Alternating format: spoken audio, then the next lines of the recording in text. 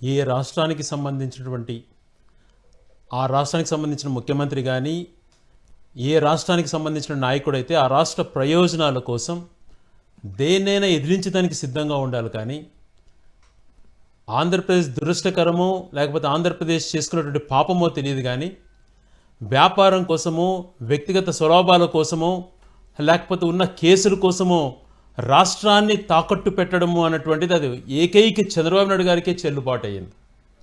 తన సొంత ప్రయోజనాల కోసం ఒక ప్రాంతాన్ని తాకట్టు పెట్టాడు అని అంటే ఏ రకమైనటువంటి ఆందోళన ఉంటుంది ఆ ప్రాంత ప్రజల్లో అన్నటువంటిది ఒక్కసారి చంద్రబాబు నాయుడు గారిని గమనించమంటున్నా. స్వయానా రేవంత్ రెడ్డి గారు నిన్న అసెంబ్లీలో చెప్పారు, చంద్రబాబు నాయుడు గారితో నేను మాట్లాడి రాయలసీమకు సంబంధించినటువంటి లిఫ్ట్ ఇరిగేషన్ నేను నిలుపుదల చేయించాను, ఆయన యొక్క ఇన్ఫ్లుయెన్స్ వాడుకొని ఆయన ద్వారా కేంద్ర ప్రభుత్వం ద్వారా ఒత్తిడి చేయించి నేను రాయలసీమ లిఫ్ట్ ఇరిగేషన్ నిలిపాను. ఆ రాయలసీమ లిఫ్ట్ ఇరిగేషన్ నేను ముఖ్యమంత్రి అయిన తర్వాత చంద్రబాబు నాయుడు గారు ముఖ్యమంత్రి అయిన తర్వాత ఆ ప్రాజెక్ట్ నిలుపుదల అయిందో లేదో మీరు చూసుకోండి అన్నటువంటి మాట మాట్లాడాడు అని అంటే on record of the assembly. ఎంత దురదృష్టకరం అండి. ఎందుకు రాష్ట్ర ప్రయోజనాలను తాకట్టు పెట్టారు? స్వయాన చంద్రబాబు నాయుడు గారు తన చేతితో రాయలసీమకు మరణశాసనం రాశాడు. కరువుతో అనేకమైనటువంటి ఇబ్బందులతో అల్లాడుతున్నటువంటి ఒక ప్రాంతాన్ని అభివృద్ధి దశగా తీసుకెళ్ళాలి, ఆ ప్రాంతంలో ఇండస్ట్రియల్ పరంగా కానీ పోర్ట్స్ పరంగా కానీ చేయాలి అని చెప్పి దివంగత ముఖ్యమంత్రి రాజశేఖర రెడ్డి గారు అనేక రంగాలలో ముందుకు తీసుకొని వచ్చి కరువు కాటకాలతో అల్లాడుతున్నటువంటి ఆకలి చావులతో అల్లాడుతున్నటువంటి ఆ ప్రాంతంలో కూడా పచ్చటి నేల చూడాలి అన్నటువంటి ఒక ఆలోచనతో పోతిరెడ్డి పాడును దాదాపుగా 46,000 క్యూసెక్లకు పెంచి హంద్రినీవా, గాలేరునగిరి, గండికోట లాంటి ప్రాజెక్టులను ఎన్నో ప్రాజెక్టులను 5 సంవత్సరాల్లో కంప్లీట్ చేయించి జైసల్మార్ తర్వాత అత్యంత కరువు ప్రాంతంగా ఉన్నటువంటి అనంతపూర్ రాష్ట్రాన్ని ఈరోజు దేశంలోనే హార్టికల్చర్గా ఒక ఆదర్శమైనటువంటి జిల్లాగా రావటానికి, అక్కడ పరిశ్రమలకు రావటానికి కారకుడు వైఎస్ రాజశేఖర రెడ్డి గారు. ఏదైతే శ్రీశైలం ద్వారానే ఒక చుక్క నీరు రావాలంటే రాయలసీమ ప్రాంతానికి కేవలం శ్రీశైలమే దిక్కు. ఒక ఉమ్మడి రాయలసీమ జిల్లాలైనటువంటి కడప, కర్నూలు, అనంతపురం, చిత్తూరు, నెల్లూరు, ప్రకాశం జిల్లాలు ప్రతి చుక్క నీరు ఎంతో ఇంపార్టెంట్. ఇటువంటి పరిస్థితులలో పోతిరెడ్డిపాడును చేశారు. గతంలో అనేక మంది స్వతంత్రం వచ్చాక ఎంతోమంది ముఖ్యమంత్రులు పనిచేశారు. కేవలం 8 నుంచి 10,000 క్యూసెక్కుల లోపే వచ్చేటువంటిది. దాంతోనే రాయలసీమ ప్రాంతం అంతా సాగు చేసుకోవాలి, దాంతోనే చెన్నైకి నీళ్ళు ఇచ్చేటువంటి పరిస్థితి ఉంది. ఇది చాలా దారుణమైనటువంటి పరిస్థితి. కనీసం రోజుకు ఒక టీఎంసీ కూడా తీసుకోలేనటువంటి పరిస్థితి. అది కూడా శ్రీశైలం ఫుల్గా ఉంటేనే అవకాశం ఉంటుంది అని చెప్పి దివంగత ముఖ్యమంత్రి రాజశేఖర రెడ్డి గారు దాన్ని 46,000 క్యూసెక్లు ఒకటే టైం పెంచి రాయలసీమ ప్రాంతాన్ని సస్యశాలం చేసినటువంటి వ్యక్తి. గుండెకాయ రాయలసీమకు గుండె ఏంటి అని అంటే పోతిరెడ్డిపాడు. అటువంటి ప్రాజెక్ట్ను ఆ రోజు ఆయన చేశారు. ఆ రోజు కూడా చంద్రబాబు నాయుడు గారు వ్యతిరేకించారు. ఆ రోజు కూడా ఆ ప్రాజెక్టు కట్టకూడదు అని చెప్పి ఆందోళన చేయించాడు. ఇటువంటి పరిస్థితులలో రాష్ట్ర ప్రయోజనాలు ముఖ్యం. ఒక పక్క తెలంగాణకు సంబంధించిన అనేకటువంటి ప్రాజెక్టులు, పాలమూరుకు జిల్లాలో కరువు పోయి ఆ రోజే నెట్టంపాడు, కోయల్సాగర్, భీమా లాంటి ప్రాజెక్టులు టేకప్ చేశారు, కంప్లీట్ చేసి ఆ ప్రాంతానికి మేలు చేస్తూ, మరొక పక్క రాయలసీమకు మేలు చేస్తూ, అలాంటి పరిస్థితుల్లో అటువంటి వ్యక్తిగా ఉన్నటువంటి రాజశేఖర రెడ్డి గారిని అనేక నిందలు మోపాడు చంద్రబాబు నాయుడు గారు. మరొక పక్క వెలుగొండ ప్రాజెక్టుని కంప్లీట్ చేయిస్తూ, మరొక పక్క పోలవరం ప్రాజెక్టు కట్టి మొత్తం ఆ ప్రాంతంలో కూడా కృష్ణా వాటర్ వాడేటువంటి ప్రాంతాలలో కూడా ఒకవేళ దిగువలుగా నీళ్లు తక్కువైతే పోలవరం నీళ్ళు ఇవ్వాలని చెప్పి ఆ రోజు పోలవరం ప్రాజెక్టును కూడా దాదాపుగా కంప్లీట్ స్టేజ్కి తీసుకొచ్చినటువంటి మహనీయుడు రాజశేఖర రెడ్డి గారు. ఈరోజు ఆ పోలవరం ప్రాజెక్ట్ని నిర్లక్ష్యం చేసి దాన్ని ఇంకొక రకంగా దాన్ని కట్టవలసింది కట్టకుండా దాన్ని ఒక పక్క అన్యాయం చేశావు. మరొక పక్క ఆ రోజు పోతిరెడ్డిపాడును వ్యతిరేకించి నువ్వు ఏ ప్రాజెక్టు రాయలసీమ కొత్తగా టేకప్ చేయలేదు, ఏది కూడా రాయలసీమ ఆ రోజు మొచ్చిమరి చేసిన, పోతిరెడ్డిపాడు చేసిన, ఏది చేసినా రాజశేఖర రెడ్డి గారి హయాంలో జరిగినటువంటిది. ఆ పరిస్థితులు ఎలా వచ్చినాయంటే కింద ఆల్మట్టి ఒకటి 96 చంద్రబాబు నాయుడు గారు ముఖ్యమంత్రిగా ఉండి తను ప్రధానమంత్రిని నిర్ణయించేటువంటి స్టేజ్లో ఉన్నప్పుడు ఆ రోజు దేవేగౌడ గారు ఆల్మట్టిని పెంచి ఆ రోజు కొంత మరణశాసనం రాశాడు. ఆ రోజు గౌరవ ముఖ్యమంత్రి చంద్రబాబు నాయుడు గారు రాష్ట్రానికి ఉన్నాడు.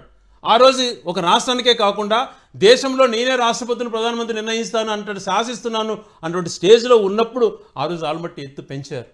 మళ్ళీ ఇప్పుడు వీళ్ళు స్వయప్రయోజనాల కోసం ఈ రాష్ట్ర ముఖ్యమంత్రులు ఒకరొకరు అడ్జస్ట్ చేసుకుంటా అంటే అవతల ఆల్మట్టిని మళ్ళీ పెంచుతున్నారు. కర్ణాటకలో డబల్ చేస్తున్నారు. దానిపైన కలిసి పోరాడాల్సిన వ్యక్తులు పోరాడకుండా జూరాల నుంచే నేను కిందికి రానికుండా అక్కడి నుంచే టీఎంసీలు తీసేసుకుంటా, ఎవడు అడ్డం వస్తాడో, జగన్ అడ్డం వస్తాడో, చంద్రబాబు నాయుడు అడ్డం వస్తాడో, మోడీ అడ్డం వస్తాడో అని మాట్లాడుతున్నారు ఆన్ రికార్డ్ ఆఫ్ అసెంబ్లీ. కరువు ప్రాంతానికి సంబంధించి కరువు ప్రాంతంలో పెరిగిన వ్యక్తులుగా రాయలసీమలో ఎలా ఇబ్బందులు ఉంటాయో అదే ఇబ్బందులు నల్గొండ, మహబూబ్నగర్లో ఉంటాయి అని చెప్పి ఆలోచన పరులం మేము. వాళ్ళకు మంచి జరగాలి, మాకు మంచి జరగాలి అనేటువంటి ఆలోచన వ్యక్తులం మేము. అలా కాకుండా నిర్దాక్షిణంగా ఇలా తాకట్టు పెట్టేటువంటి పరిస్థితిని ఎట్లా చెప్పండి? On the record Revanth Reddy గారే చెప్పారు, జగన్మోహన్ రెడ్డి గారు ఆ ప్రాంత ప్రయోజనాల కోసం కష్టపడ్డాడు, నేను నా ప్రాంత ప్రయోజనాల కోసం నేను కష్టపడ్డా. మధ్యలో అన్యాయం చేసింది ఎవరండి? మధ్యలో ఈ రాష్ట్రాన్ని తాకట్టు పెట్టింది ఎవరండి? చంద్రబాబు నాయుడు గారు కాదా? దేనికోసం? ఆయన సమాధానం చెప్పాలి. ఈరోజు ఆల్మట్టి ఒక పక్కన ఎత్తు పెరుగుతోంది, ఒక పక్క జూరాల నుంచి నీళ్ళు ఆగేస్తానంటున్నాడు. నారాయణపూర్ దాటి మళ్ళా అక్కడ మధ్యలో శ్రీశైలానికి రావాల్సిన మధ్యలోనే కోయల్ సాగరు, భీమా, నెట్టెంపాడు అనేక ప్రాజెక్టులు తెలంగాణ నుంచి తీసుకుంటున్నారు. 841 అడుగులు వచ్చేంత వరకు ఒక క్యూసెక్ కిందికి రాదు. 840 అడుగులు వస్తే 2000 క్యూసెక్లు మాత్రమే రాయలసీమ డ్రా చేసుకునేటువంటి ఫెసిలిటీ ఉంది. అలాంటిది 840 దాటితే 854కు చేరితే కేవలం 7000 క్యూసెక్లు తీసుకోవచ్చు. 881 లెవెల్ ఉన్నంత వరకే ఫుల్ లెవెల్, 881 లెవెల్ ఉంటేనే పోతిరెడ్డిపాడు నుంచి 40,000 క్యూసెక్లు డ్రా చేసుకోవచ్చు. ఇటువంటి పరిస్థితులలో ఒక పక్క తెలంగాణ ప్రభుత్వం ఏమో 800 అడుగులు ఉన్నంత వరకు విద్యుత్ ఉత్పత్తి ద్వారా నీళ్లను తోడేస్తుంది. శ్రీశైలం ప్రాజెక్టును ఒక నెలలో కంప్లీట్ చేస్తూ ఉంది. ఇటువంటి పరిస్థితులలో ఇవన్నీ ఉన్నాయి కదా అని ఆలోచన చేసి 800 లెవెల్లో రోజుకు 3 టీఎంసీ రాయలసీమకు లిఫ్ట్ చేసే విధంగా రాయలసీమ లిఫ్ట్ ఇరిగేషన్ చేసి కంప్లీట్కి వస్తే ఈరోజు రేవంత్ రెడ్డి గారికి తాకట్టు పెట్టి మరొక పక్కన తప్పుదోవ పట్టించేందుకు కేంద్ర ప్రభుత్వం వాళ్ళు ఎన్విరాన్మెంట్ క్లియరెన్స్ ఇవ్వలేదు అని మాట్లాడేవాను. నీ మద్దతుతో కేంద్ర ప్రభుత్వం నడుస్తుంది. ఎవరినైనా ప్రశ్నిస్తాను, ఎవరైనా నిలదీస్తానని మాట్లాడేటువంటి వ్యక్తి పవన్ కళ్యాణ్ గారు కేంద్రంలో చక్రం తిప్పుతున్నారు నీతో పాటి. మీరిద్దరు అలయన్స్. ఇంత జరుగుతున్నా ఆయన అటవీ శాఖ మంత్రిగా ఉండి రాయలసీమ ప్రాంత ప్రయోజనాలను తాకట్టు పెడుతుంటే చంద్రబాబు నాయుడు గారు ఎందుకు ప్రశ్నించలేకపోతున్నారు? ఎందుకు నీ యొక్క పరిధిలో ఉన్నటువంటి ఎన్విరాన్మెంటల్ క్లియరెన్స్ లేదు అని అసత్యమైనటువంటి మాటలు చెప్పినట్టుగా ఇప్పుడు ప్రూవ్ అవుతోంది. మరి ఇంకొక మాట మాట్లాడుతూ రేవంత్ గారు, నేను అనేకమైనటువంటి ప్రయోజనాలు ఈ రాష్ట్ర ప్రభుత్వానికి చేశాను చెప్తే 2 రాష్ట్రాల ప్రయోజనాలు దెబ్బతింటాయన్నారు. ఇది ఒకటే మచ్చుకు చెప్పారు. ఇంకా ఏ రకాలుగా ఈ ఆంధ్రప్రదేశ్ రాష్ట్రాన్ని తాకట్టు పెట్టాడో మాకైతే భయాందోళనగా ఉంది. కేవలం నీ యొక్క కేసులకు భయపడే తాకట్టు పెట్టామేమో అనిపిస్తూ ఉంది. ఎవరన్నా అటువంటి ప్రయోజనాలు తాకట్టు పెడతారని? ఈరోజు నీ చేత్తో స్వయంగా నువ్వే మరణశాసనం రాసావు కదా రాయలసీమకి. క్షమాపణ చెప్పాల్సినటువంటి క్షమాపణ కాదు, నువ్వు రాజకీయ నుంచి వైదొలగాల. లేదు నీకు అంత ఇంట్రెస్ట్ లేదు అనుకున్నప్పుడు, రాయలసీమ ప్రాంతం మీద విద్వేషం ఉన్నప్పుడు చెప్పు, మా దారి మేము చూసుకుంటాం, మా బతుకులు మేము బతుకుతాం. హైకోర్టు ఇస్తే హైకోర్టు వద్దంటివి, లా యూనివర్సిటీ వస్తే నిర్దాక్షిణ్యంగా తరలిస్తేవి. ఇంత ద్వేషం పెట్టుకొని ఒక ప్రాంతం పైన అన్యాయం కాదా ఇది? ఒక పక్కన పాలమూరుకు సంబంధించినటువంటి జిల్లాలలో కరువు గురించి వాళ్ళు బ్రహ్మాండమైనటువంటి ప్రజెంటేషన్స్ ఇచ్చి మాట్లాడుతుంటే, నువ్వు రాయలసీమ గురించి ఇటువంటి అవసరాలు ఉన్నాయి, మా ప్రయోజనాలు ఇవి అని చెప్పి మాట్లాడేటువంటి నాలెడ్జ్ నీకు లేకపోతే ఎలా? ఎందుకంటే ఆ ప్రాంతంలో బతికిన వాళ్ళం, కరువును చూసినటువంటి వాళ్ళం, గెంజి కరువులు చూసినటువంటి వాళ్ళం, నీటి కోసం కటకట అని చెప్పి మంచినీళ్ళ కోసం చేయిజాచి అనుకున్నటువంటి వాళ్ళం. అక్కడ మాకు తెలుస్తుంది ఆ నీళ్ళ కష్టం ఏంటో. ఆ నీళ్ళ కష్టం నుంచి ఎలా బయటపడాలని దారి చూపించినారు రాజశేఖర రెడ్డి గారు.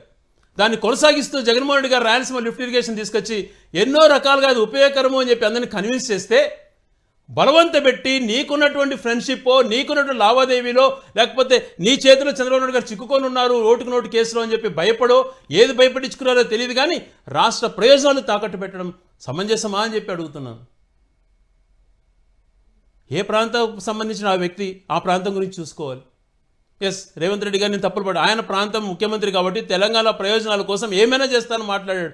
నువ్వెందుకు తాకట్టు పెట్టావు? ఇదే స్థితిలో జగన్మోహన్ రెడ్డి గారు ఉన్నారు ఆ రోజున, నా ప్రాంతం కోసం ఏమైనా చేసుకోవాలి అని చెప్పి. రాజకీయ నాయకులు ఆ ప్రాంతానికి ప్రాతినిధ్యం వహించేటప్పుడు ఆ పట్టుదల ఉండాలి. ఆ పట్టుదల లేక రాష్ట్రంలో ఏదో జరిగిపోతుంది, జగన్మోహన్ గారు ఏదో తప్పు చేశారని చెప్పి ఎంతసేపు ఆ భ్రమలో సృష్టించి రాష్ట్ర ప్రయోజనాలు తాకట్టు పెడుతున్నటువంటిది మీరు. ఎందుకు జగన్మోహన్ రెడ్డి గారు విధ్వంసం చేశారని మాట్లాడుతూ, ఎవరు విధ్వంసం చేసింది? విధ్వంసం కాదు, నిర్దాక్షిణంగా హత్య చేయబడ్డావు. నువ్వు హత్య చేసావు, రాయలసీమని చంపేస్తున్నావు, చంపేశావు. చాలా బాధాకరం అండి ఇది. ఒక ప్రాంతానికి సంబంధించినటువంటిది, ఆ ప్రాంత కరువుతో సంబంధించిన, ఆ ప్రాంతం సెంటిమెంట్కి సంబంధించిన, ఆ ప్రాంత బతుకుతెరువుకు సంబంధించినటువంటి దాన్ని ఎందుకు కడుపు కొట్టావు? చిన్న దాన్ని కూడా కాంప్రమైజ్ గారు రాష్ట్రాలకు సంబంధించిన వాటిలలో నువ్వు ఏకంగా ఇరిగేషన్ ప్రాజెక్టు తాకట్టు పెట్టావు అని అంటే ఎవరికి చెప్పాలి? శ్రీశైలం ద్వారా పూర్తి స్థాయిలో నీళ్లు తీసుకోవాలంటే 881 అడుగు ఉంటేనే అని చెప్పి ఇంతకుముందు రిపీట్ చేస్తాను, మళ్ళీ రిపీట్ చేస్తున్నా. పోతిరెడ్డిపాడు ఫుల్ లెవెల్ ఉంటేనే. కానీ 800 అడుగులకు మించి రానియకుండా 800 అడుగుల వరకు నెలలోనే ఒకవేళ శ్రీశైలం ఓవర్ఫ్లో అవుతున్నా కూడా ఎప్పుడైతే పైనుంచి ఆగిపోతాయో వెంటనే నువ్వు దాన్ని ఖాళీ చేస్తున్నారు. ఏ రకంగా మా ప్రయోజనాలు కాపాడబడతాయి మేము కింది నుంచి తీసుకోకపోతే? నువ్వు శ్రీశైలం కన్నా ముందు నెట్టెం సాగర్, కోయల్ సాగర్ ఇవన్నీ నెట్టెంపాడు నీకు జరుగుతున్నాయి కదా. నెట్టెంపాడు, కోయల్ సాగర్, భీమా లాంటి ప్రాజెక్టులన్నీ నువ్వు చేసుకుంటున్నావు కదా. పాలమూరు రంగారెడ్డి చేసుకో, రాయలసీమ లిఫ్ట్ ఇరిగేషన్ జరగని. ఎందుకు ఒక దాని ప్రాంతాన్ని అడ్డుకుంటారు? అందుకనే కదా అన్ని ప్రాంతాలు బాగుండాలన్న గొప్ప ఆలోచనతోనే కదా పోలవరం ప్రాజెక్టు కోసం ఆ రోజు అంత కష్టపడింది రాజశేఖర రెడ్డి గారు. జగన్మోహన్ రెడ్డి గారు కూడా తక్కువ కష్టపడలేదు. ఆయన హయాంలోనే పోలవరం షేప్కి వచ్చింది. నువ్వు ఒకటి నిర్మించాల్సిన చోట ఒకటి నిర్మించి పోలవరాన్ని దాన్ని నాశనం చేసావు. దాని ఫుల్ రైట్స్లో చేయించి కేంద్ర ప్రభుత్వం ద్వారా పూర్తి నిధులు వచ్చే విధంగా ఆ రోజు జగన్మోహన్ రెడ్డి గారే చేశారు. ఏ ప్రాజెక్ట్ టేకప్ చేసినా 100% తండ్రో కొడుకో చేశారు ఆంధ్ర రాష్ట్రానికి. నువ్వు ప్రయోజనాలు తాకట్టు పెడతావా? ఈరోజు క్షమాపణ చెప్పాల్సిన బాధ్యత లేదా నీ పైన? ఒకటే డిమాండ్ చేస్తున్నాం, రాజకీయ కోణంలో డిమాండ్ చేయటం లేదు. స్వయంగా చంద్రబాబు నాయుడు గారే మరణశాసనం రాశారు కాబట్టి, స్వయంగా చంద్రబాబు నాయుడు గారు తన స్వహస్తాలతో, తన కృషితో, తనకున్నటువంటి ఇన్ఫ్లుయెన్స్తో రాయలసీమ క్రాస్ లిఫ్ట్ ఇరిగేషన్ తనే ఆపాడు కాబట్టి, తనే అంగీకరిస్తున్నాడు కాబట్టి, అది చేసినట్టుగా పక్క రాష్ట్ర ముఖ్యమంత్రి ఆన్ రికార్డ్ అసెంబ్లీలో చెప్పాడు కాబట్టి, రాయలసీమకు సంబంధించినటువంటి ప్రతి శాసనసభ్యుడు, ప్రతి మంత్రి, ఈరోజు అధికారులు ప్రతి ఒక్కరూ రాజీనామా చేయాలి, తక్షణం రాజీనామా చేయాలని చెప్పి గట్టిగా డిమాండ్ చేస్తున్నాం. ఈ ప్రాంత ప్రయోజనాల కోసం ఇంత దారుణంగా చంద్రబాబు నాయుడు గారు తన ప్రయోజనాల కోసం తాకట్టు పెట్టాడు కాబట్టి ఏ ఒక్కరు పదవిలో కొనసాగడానికి మీకు హక్కు లేదు. రాయలసీమ ప్రాంత ప్రజలు కానీ, ఒంగోలు, తర్వాత ప్రకాశం, నెల్లూరు జిల్లాలకు సంబంధించిన వాళ్ళు, కృష్ణా నీళ్లు వాడుకునే వాళ్ళు ప్రతి ఒక్కరూ కూడా ఈరోజు వాళ్ళ గుండె ఘోషిస్తుంది. రాత్రి నుంచి వాళ్ళు ఎంతో ఆందోళన చెందుతున్నారు. ఏ రాష్ట్ర ముఖ్యమంత్రి చేయనటువంటిది దేశంలో కాదు కదా, ఎవరు కూడా చేసినారు. ఆ ప్రాంత ప్రయోజనాలు తాకట్టు పెట్టిన వాటిల్లో నెంబర్ 1 చంద్రబాబు నాయుడు గారు అన్నటువంటిది స్పష్టంగా ఆధారాలతో సహా వచ్చాయి. ఇప్పటికైనా పదవులు ముఖ్యం అనుకోకుండా పదవులు తక్షణమే రాజీనామా చేసి చంద్రబాబు నాయుడు గారు చేసినటువంటి నష్టాన్ని ఏ రకంగా పూడుస్తారో, మీకున్నటువంటి మీ ఇద్దరి మధ్యన ఉన్నటువంటి బాండింగ్తో చేస్తారో, ఇంకో రకంగా చేసుకుంటారో, ఈ రాష్ట్ర ప్రయోజనాలు కాపాడడం కోసం రాయలసీమ లిఫ్ట్ ఇరిగేషన్ పట్టుబట్టి మీరు కంప్లీట్ చేయకపోతే, మీరు పట్టుబట్టి చేయకపోతే ప్రతిరోజు మిమ్మల్ని నిలదీస్తాం, ప్రతిరోజు మిమ్మల్ని అడుగుతాం. మీ బాధ్యత. రాయలసీమ లిఫ్ట్ ఇరిగేషన్ ద్వారా రోజుకు 3 టీఎంసీలు తీసుకుంటే, గండికోట దగ్గర ఒక అడిషనల్గా ఇంకొక రిజర్వాయర్ కడితే, నెల్లూరు సోమశిలాన్ని సస్యశ్యామలం చేయొచ్చు, కండలేరు వరకు ప్రాపర్గా నీళ్ళు ఇవ్వచ్చు, ఒక పక్క చెన్నైకి నీళ్ళు ఇవ్వచ్చు, మరొక ద్వారా వెలుగొండ ద్వారా ప్రకాశం జిల్లాను సస్యశ్యామలం చేయొచ్చు. ఇట్లా మిగిలినటువంటి కృష్ణాది ఏదైతే మనకు డిపెండ్ అయినటువంటి పులిచింతలు కానీ, లేకపోతే ప్రకాశం బ్యారేజ్కి సంబంధించింది పోలవరం నుంచి నీళ్లు తీసుకొని వచ్చి ఆ డెల్టాను బాగా చేద్దామనంటే, ఒక పక్కన మొన్నటి వరకు బనకచర్ల క్రాస్ గేమ్ చేంజర్ అని మాట్లాడావు, పోలవరం బనకచర్ల క్రాస్ అన్నావు, గేమ్ చేంజర్ అన్నావు, అయిపోయింది ఇంకా టర్నింగ్ పాయింట్ అన్నావు. ఇప్పుడేందో మళ్ళా సాగర్ అంటున్నావు.